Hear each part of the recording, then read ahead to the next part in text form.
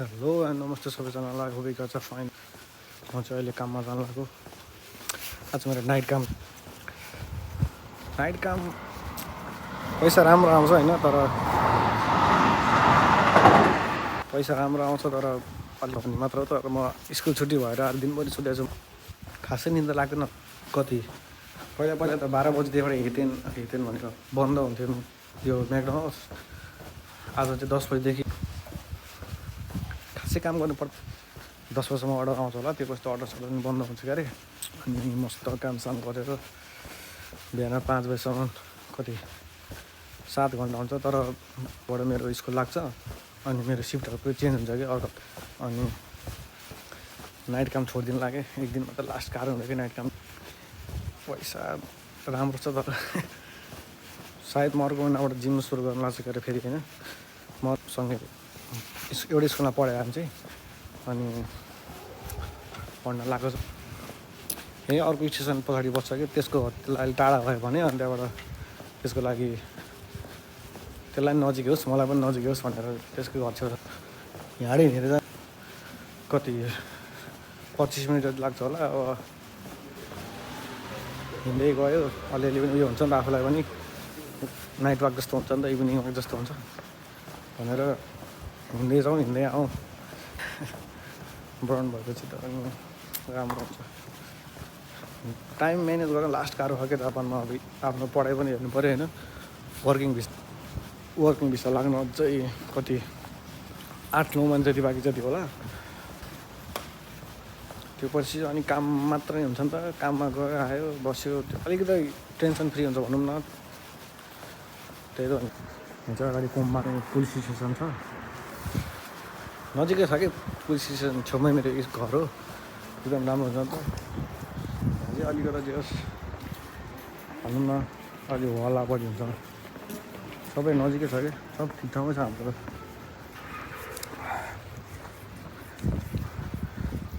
एकदम राम्रो छ भनौँ न ठाउँ चाहिँ जापान। प्रेसर बढी हुन्छ क्या अलिकति यहाँ चाहिँ फेरि जेमा पनि। यहाँ पनि एउटा जिम छ तर यसलाई बुढोहरूले गर्ने जिम हो क्या। यहाँ चाहिँ एकदम अलि हुन्छ नि बुढो पाखाहरूले गर्ने जस्तो जिम हो कि यो चाहिँ। त्यो नर्मल धेरै वेट पनि छैन कि 5 किलोको 10 किलोको होला। अब हामी त भट्टिटा केटा पऱ्यो। अब त हामीले 25-30 किलो पनि झ्यामझुम उठाइन्छ नि त अलिकति जे होस् भयो भने। फेरि जापानिजहरूले भ्लग बनाएको देख्यो भने कस्तो हेरिदिन्छ क्या, लागिरहेको छ कि के गरेर खायो होइन फरेनरले भनेर हेरिदिन्छ कि नाले चाहिँ फेरि होइन। यो बाटोमा एक दुईजना नेपाली नै हिँड्दा हुन्छ क्या, कस्तो अड लाग्छ भनौँ न अलिक भयो। त्यही कारण अब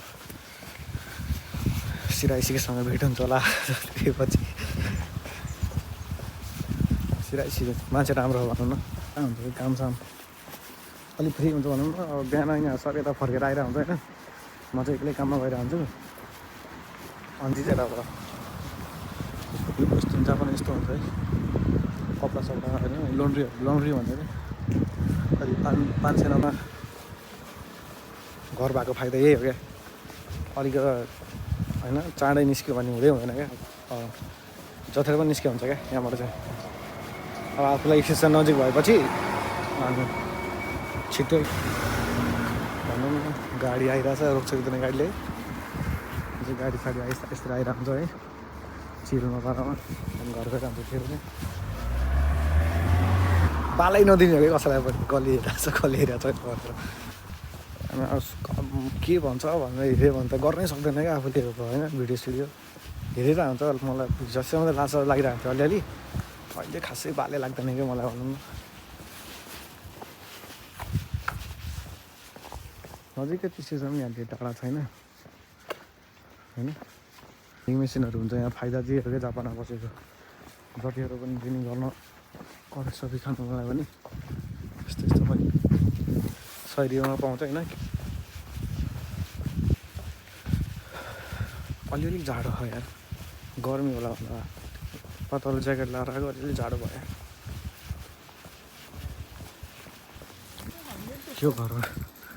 यो घरमा बस्ने हो भने चाहिँ भाडा लास्ट महँगो होला यार, कति 70,000 जति होला यो घर छेउ। स्टेसन छेउमै छ है, लास्ट महँगो चाहिँ स्टेसन घर त फेरि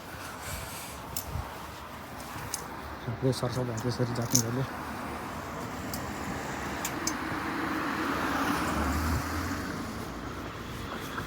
एउटा खर्च्यो न होइन जे पर्ला पर्ला 8:12 ट्रेन चढ्यो भने टक्करकै अहिलेको टाइम पनि हुन्छ क्या आफूलाई कफी सफी खाने टाइम हुन्छ होइन ब्ल्याक कफी हेर्नु यस्तो यो चाहिँ पिकाचोको रहेछ जहाँ पनि हुन्छ क्या यस्तो उयोहरू चाहिँ प्रायः होइन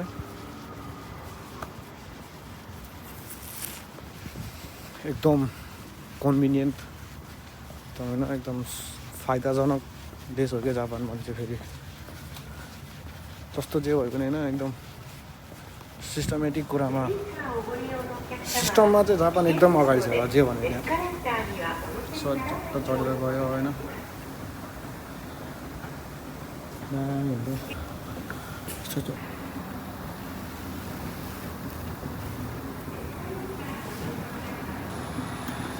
हामी जस्तो हुँदैन तिनीहरू दामी हुने यस्तो होइन फिल्ममा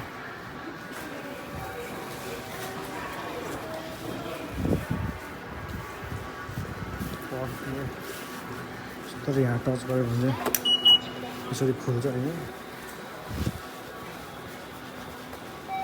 ट्रेन आउँदै ट्रेन चाहिँ यसरी देखाउँछ कि 6:12 देखाउँछ ट्रेन चाहिँ कस्तो पब्लिकमा त आवाजै नानी बोल्दाखेरि त्यो जे भए पनि यसरी नै प्रोग्रेस भइरहन्छ क्या मान्छेहरूको बोल्न सिक्नुपर्छ क्या मान्छेले त हेरिहाल्छ नि मान्छेले हेर्नु मान्छे कामै हेर्ने यो कस्तो ठ्याङ्गो बिग्रायो आँखा अगाडि नै निसोल्टी म चाहिँ यताबाट चढ्ने हो होइन कति 6:12 को ट्रेन रहेछ खान्जी अलिक गाह्रो हुन्छ भनौँ न अब चाहिँ दामी खाने भिडियो यस्तो अहिले चाहिँ मेरो काम सकिसकेको छ होइन ओइ के हो यो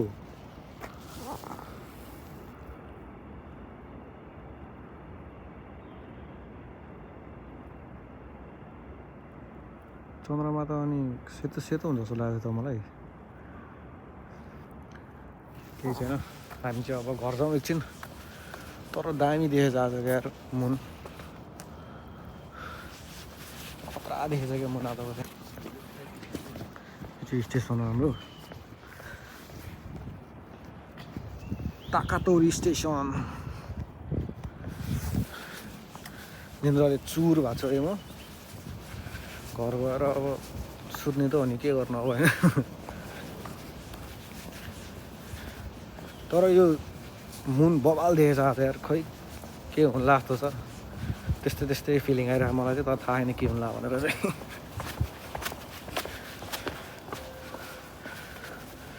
आम्मामा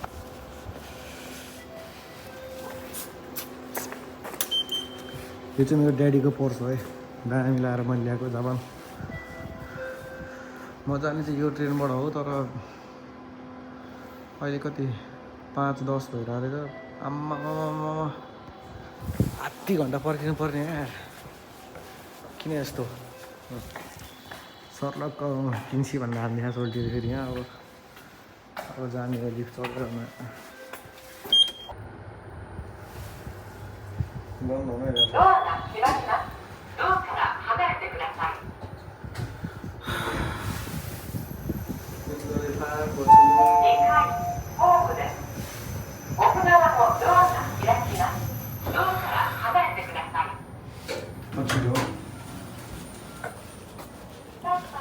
यो न यार गाइस यहाँ यो मुन कस्तो वाइल्ड दामी देखेको क्या मैले चाहिँ फेरि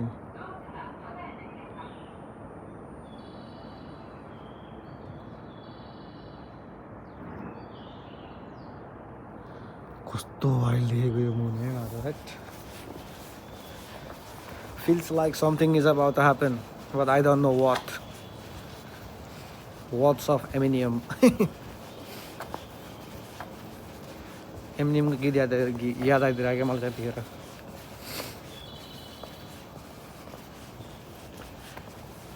आधी घन्टा पर्खिनु पर्छ अझै यार यस्तो जाडोमा बेकार त पातलो ज्याकेट लाएर आएको यार लास्ट जाडो भइरहेको देखेर मलाई कोही छैन कि फेरि हेर्नु यहाँ पुरै सुनसान छ कि कोही छैन क्या म र मेरो मोबाइल यतिखेर अब चक्क यहाँ बसेर होइन चट्टै खुट्टा ठडाएर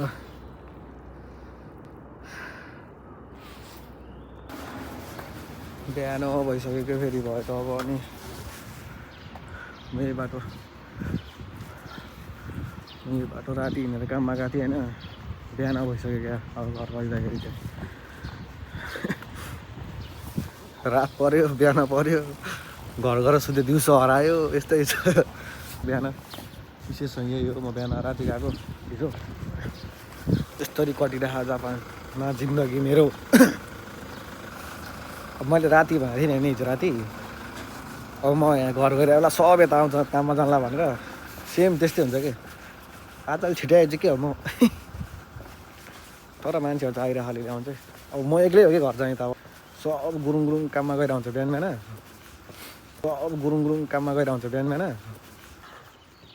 तर अलिकति गल्ती गरेछु मैले पातलो ज्याकेट लगाएर आएर यार केही छैन जिन्दगी चिल छ मेरो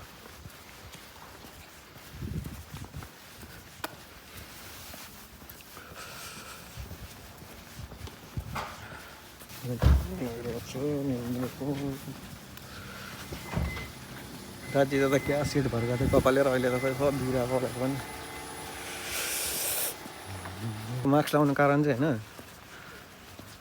निन्द्राले त्यो नाइट काम गरेर आएपछि खोइ नाइट काम गरेर बुझ्ने कुरा होइन जतिसुकै मानौँ हेल्दी भएर अलि हुन्छ नि अलिकति एक्टिभ भएर काममा राति काममा गइने होइन तर आउँदाखेरि चाहिँ किन हो त्यो उयो हुन्छ क्या जसरी भए पनि भनौँ न एक्कासी नै उयो भइदिन्छ क्या त्यो मुखे न्याउरो हुन्छ नि त्यस्तो भइदिन्छ क्या त्यो बिरामी भास्तो नर भइदिन्छ क्या नाइट कामबाट बिहान घर फर्किँदाखेरि बिरामी चाहिँ भएको होइन तर त्यही पनि क्या त्यसैले मास्क लाएर हिँडेको मैले अनि यसो नुहाएपछि त फेरि छोरो टल्क्यो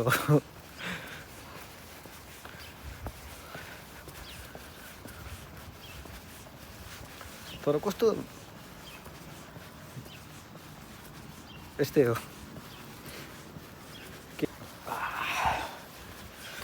घरहरू पनि यस्तो घरमा एउटा फ्ल्याट लिएर बस्नु भए बप्पा लगाउँछ है एउटा फ्ल्याट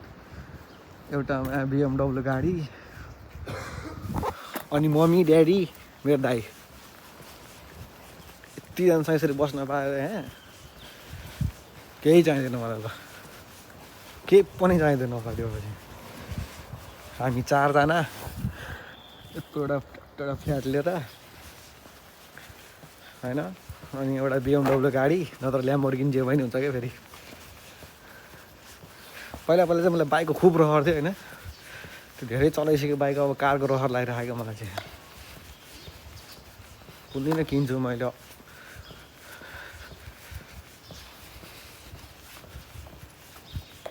मेरो दाइको बर्थडे आउँदैछ होइन त्यसलाई मैले सरप्राइज गिफ्ट दिनु लाग्छ कि एउटा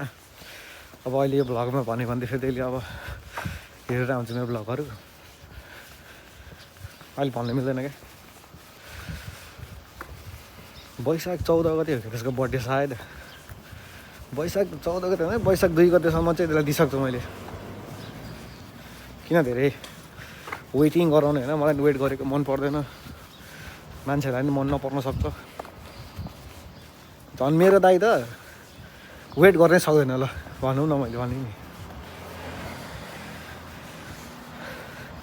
तेरो लागि एउटा सरप्राइज छ निकेश कस्तो जाडो भइरहेको छ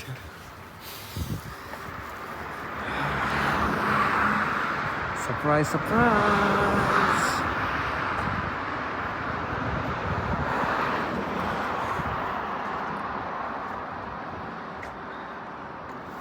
घामभन्दा अगाडि उठ्नुको मजै छुटेछ क्या म सुतेको छैन त्यही पनि हुन्छ नि मैले तपाईँलाई देखाएको जिम चाहिँ यो हो कि हिजो राति दामी खाएको यो जिम पनि तर अलि हुन्छ नि सायद अस्ति मैले यो क्युआर कोड स्क्यान गरेर हेरेको थिएँ होइन त्यो हुन्छ नि त्यो अलिअलि बुढापाकाहरूले गर्ने खालको अलि हल्का वेट भएको एक्सर्साइज मात्रै क्या जापानिजहरू हेल्दी हुनुको कारण हेर यहाँ सोल्टी बिहान बिहान उठेर दौडिदिन्छ अनि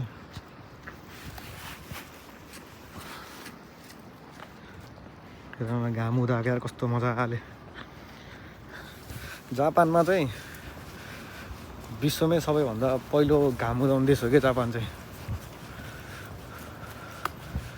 सबैभन्दा अगाडि जापानमा घाम उदाउँछ क्या जहिले पनि त्यो पनि मैले कतै देखेको थिएँ मैले त्यस्तो खासै रिसर्च चाहिँ गरेको छैन मैले कतैबाट सुनेको कुरा भने मैले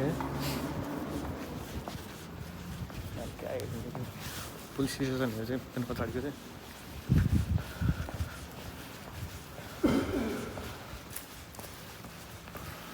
मैले सुनेको थिएँ कताबाट समथिङ सुनेको थिएँ कि मैले कता हेरेको थिएँ कि पढेको थिएँ कि एउटामा त्यत्रो न्युज फिडहरूमा कि इन्स्टाग्राम आइरहन्छ नि त्यसमा हेरेको थिएँ कि मैले जापानमा चाहिँ सबैभन्दा अगाडि घाम उदाउँदो रहेछ क्या राम्रो हो यार जापान यार अलिकति गाह्रो छ भन्छ गाह्रो छ होइन त कोही नै तर बिहान बिहान यसो डगी पप्पीहरूलाई घुमाउन हिँडिरहेको हुन्छ मान्छेहरू या तर अब त कोही पनि देखिनु है नेपाल जस्तो हाम्रो त्यो घरमा पाल्छ नि भोटी कुकुर जर्मन सेपर्ड जस्तो हुँदैन क्या फेरि यहाँ सानो त्यो लुहुरे हुन्छ क्या त्यो घरछेउको ढाँडे बिरालोले प्याउ गऱ्यो भने कुल्ले भाग्ने जस्तो खालको सायद आज फोहोर फाल्दिनँ यार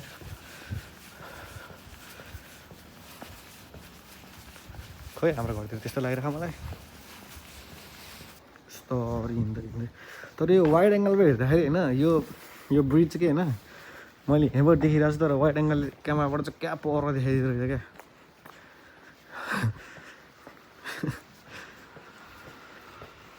यत्तिकै छ क्या अब रियल लाइफ जापानमा काम भनेको यही हो क्या सबै मान्छे यही हो क्या विद्यार्थीहरूको काममा जाने सक्यो सिधै घर जाने क्या अब छुट्टीको बेला कोही बेला होइन छुट्टी पाउला अनि यसो कतै घुम्न गएको सुम्न गएको फोटोसोटो हालेर भने होइन अनि नेपालमा भएको मान्छेहरू के सोच्छ थाहा छ वा रे यसको जिन्दगी घुमिरह रैला गरेर त क्या हो यस्तो नसोच केटाहरू यार गाह्रो छ जिन्दगी समयको महत्त्व जापान आएपछि बुझिन्छ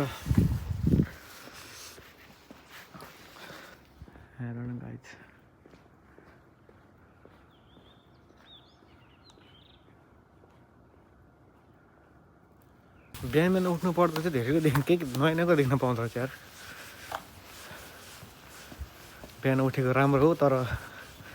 रातभरि नसुतिकन बिहान उठ्नु नराम्रो हो